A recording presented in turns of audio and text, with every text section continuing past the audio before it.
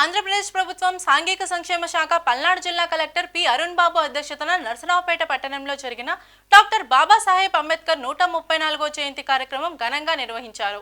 ఈ కార్యక్రమంలో మొదట నరసరావుపేటలోని గడియార స్తంభం దగ్గర ఉన్న డాక్టర్ బాబాసాహెబ్ అంబేద్కర్ విగ్రహానికి పూలమాలలు వేసి నివాళులర్పించి జోహార్ డాక్టర్ బిఆర్ అంబేద్కర్, కొనసాగిద్దాం డాక్టర్ బిఆర్ అంబేద్కర్ ఆశయాలను అంటూ నినాదాలు చేశారు.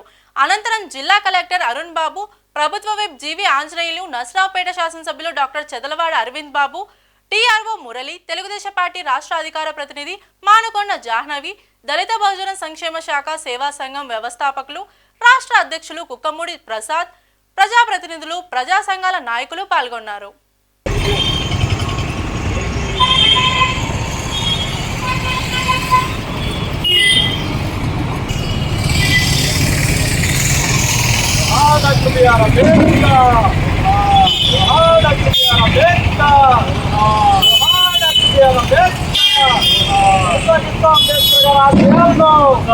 కొనసాగిద్దాం అంబేద్కర్ గారి ఆశయాలను, కొనసాగిద్దాం అంబేద్కర్ గారి ఆశయాలను.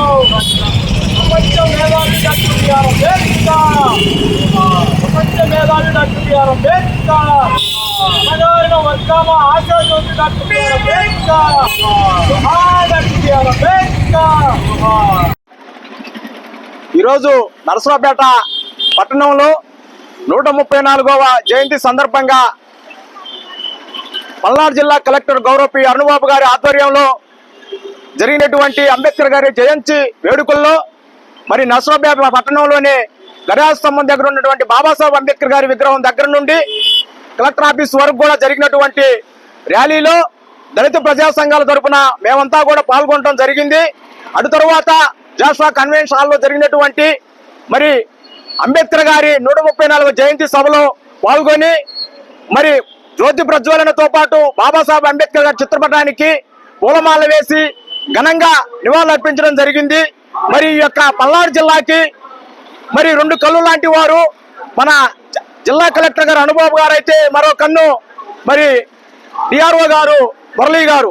ఈ భారతదేశంలో ఉన్నటువంటి దళితులకి డాక్టర్ బాబాసాహెబ్ అంబేద్కర్ గారు ఒక కన్ను అయితే బాబు జగ్జీరావు గారు ఒక కన్ను. అందుకోసం అని చెప్పేసి భారతదేశంలో ఉన్న ప్రతి ఒక్కరు కూడా మహనీయుల యొక్క ఆశయాలను ఎప్పుడైతే కొనసాగిస్తాడో మనిషి మరి మహనీయుడిగా తీర్చబడతారని చెప్పేసి ఈ సందర్భంగా నేను తెలియజేసుకుంటూ ఈ రోజు ఈ యొక్క కార్యక్రమంలో పాల్గొనడం మాకు చాలా ఆనందంగా ఉంది.